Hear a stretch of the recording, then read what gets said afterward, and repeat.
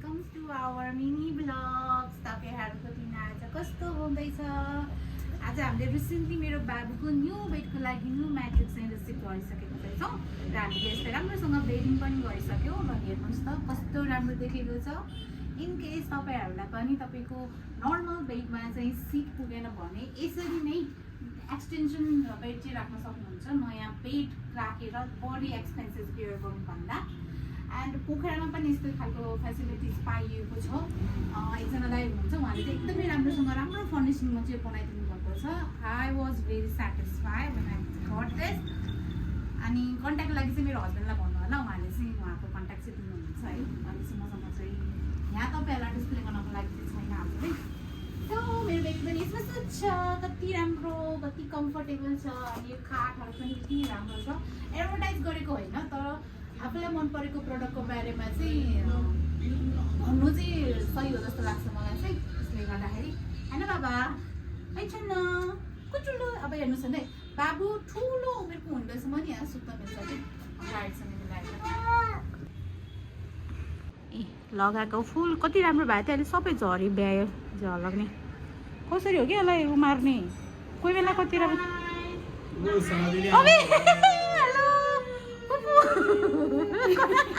Surprise भयो आज बिना खबर। खै भाइती भाग्यो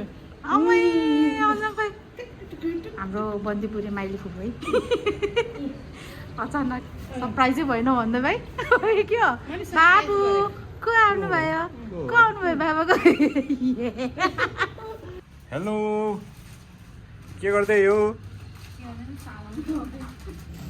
आमा छोरा चाँडै चाँडै रेडी हुने। अब बाहिर खालि गएन भनेको होइन।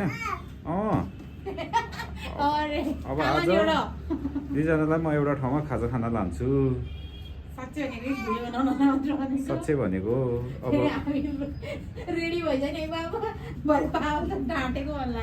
चाँडै रेडी भाउ, टक्क लाएर अब एउटा ठाउँमा खाजा खान लान्छु ल।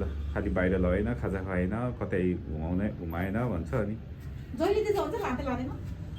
ल रेडी भाउ। So we three of us are ready to go. We are just trying to match each other. Black and black. अब जाउँ है, त काला हुन्छ मेरो हस्बेन्डले। सरप्राइज छ, सरप्राइज। हामी हिँड्दै गरेको बाबु निदायो बोकेर।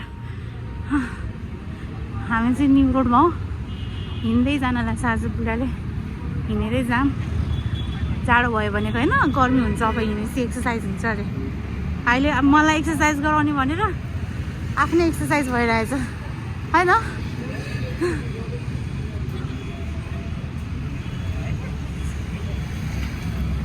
यो चाहिँ पोखराको न्यु रोड बजार।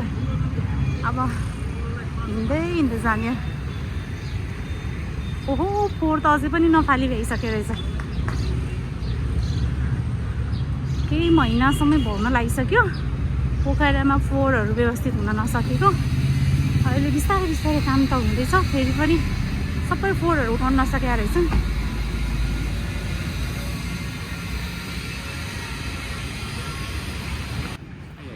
सुन जति महँगो भए पनि सुन पसलहरू छ्याप्छ्याप्पै छन्। हो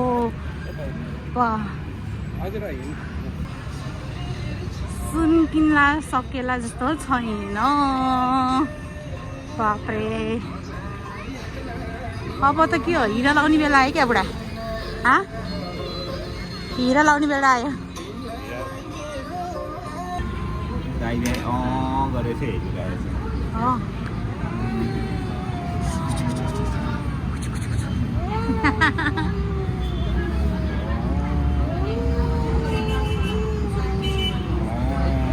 अहिले यो मिड डे टाइम भएर होला एकदमै प्याक, सिट पाउनै प्याक कि। हामीले चाहिँ उहाँहरूबाट चाहिँ सिट सेयर गरेको।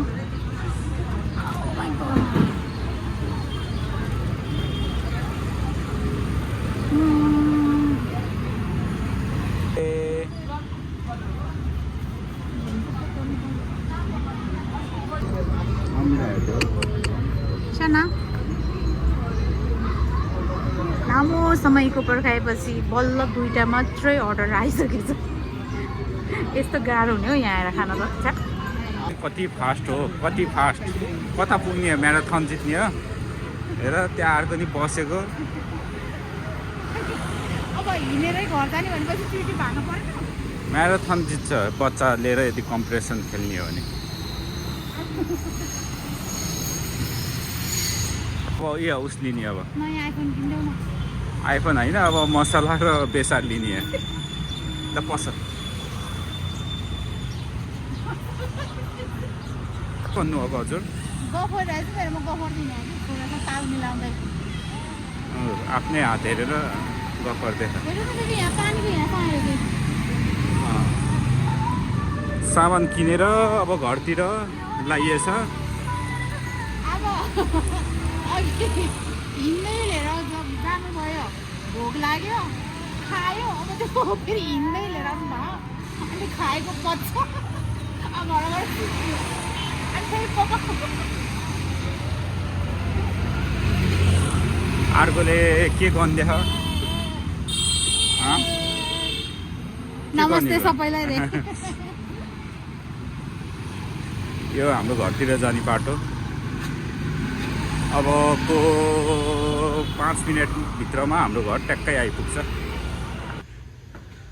घर आइपुग्यो, घर आइपुग्यो, घर आयो।